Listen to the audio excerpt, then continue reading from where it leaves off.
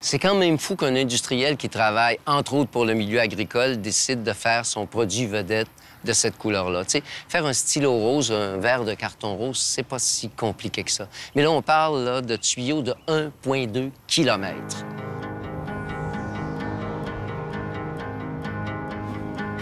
Je dirais que pour eux, l'implication sociale, depuis que les créateurs ont fondé cette entreprise-là, a toujours été important. Puis le président actuel, Alain Poirier, l'a parfaitement compris.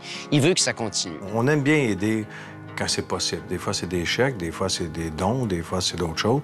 Mais cette année, c'est fort. On s'implique avec le Maxi Rose. Alors, dans cette histoire-là, dans cet événement-là, dans la fabrication des Maxi Roses, il y a exactement ça, encore une fois, être associé avec la communauté locale, mettre tous les employés dans le coup, parce que ça aussi, pour eux, c'est important. Alors, pour moi, c'est ça, un bon citoyen corporatif. Puis, bien sûr, c'était facile pour moi de dire oui, je m'associe avec vous autres. On va l'avoir. On a une mission sociale qui est importante, puis d'avoir des produits roses qui nous permettaient, en plus de s'associer à la cause du cancer du sein, c'était vraiment un angle qui est intéressant pour nous autres. Lorsqu'on a reçu l'appel de Soleno à la Fondation, on a été très emballés par le projet. On a trouvé ça extraordinaire qu'une compagnie comme celle-là, impliquée partout au Québec, se donne le temps de faire les choses sur le long terme, crée de l'innovation et s'implique dans un projet aussi porteur que celui-là. Alors, ça nous touchait énormément et on a trouvé ça d'une grande sincérité. C'est un engagement vraiment important. Alors, on a été obligé de faire de la recherche pour trouver la bonne couleur. On a été obligé de faire des rencontres de groupe pour expliquer le projet.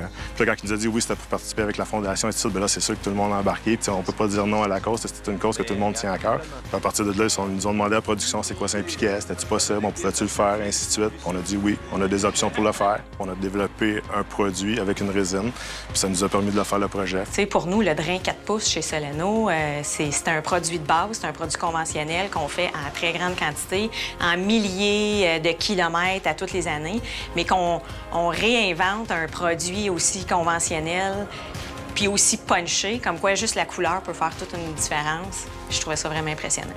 On est comme ça chez Soleno, là. On sort un peu de l'ordinaire, puis un, s'impliquer, puis deux, faire des trucs quand même assez fous. C'est le geste qui crée une vague d'interrogation. Qu'est-ce que c'est, ça, des tuyaux roses? Pourquoi? Bien, la cause. Quelle cause? Bien oui, le cancer du sein. Ah, c'est une bonne idée.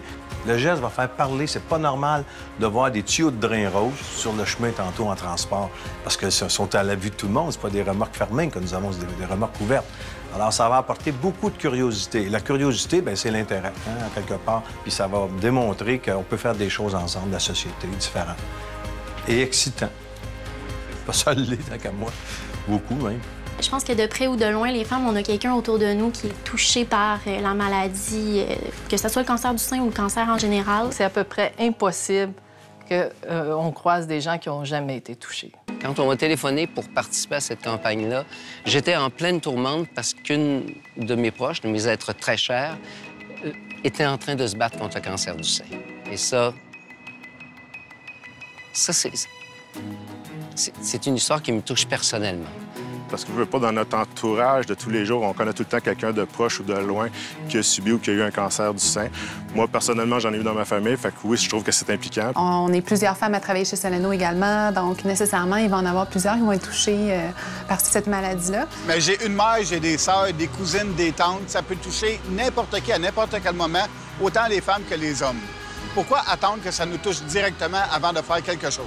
De faire ce projet-là en soi, c'est une grosse initiative. La direction aussi a beaucoup de travail à faire parce que, bon, c'est des sous, mais c'est des sous qui vont aller à un endroit désiré. C'est vrai que c'est un investissement en temps, un investissement en argent, un investissement en développement, mais l'engagement que ça dégage chez nos employés, ça vaut bien plus que ce qui est investi en dollars. Et on compte bien à ce que les résultats nous permettent de remettre une somme substantielle à la Fondation à la fin du projet. Il y a des efforts de toute l'entreprise. J'ai vu des dizaines d'employés travailler à ça hier avec le sourire aux lèvres, puis tout à coup, leur job là, avait une valeur particulière.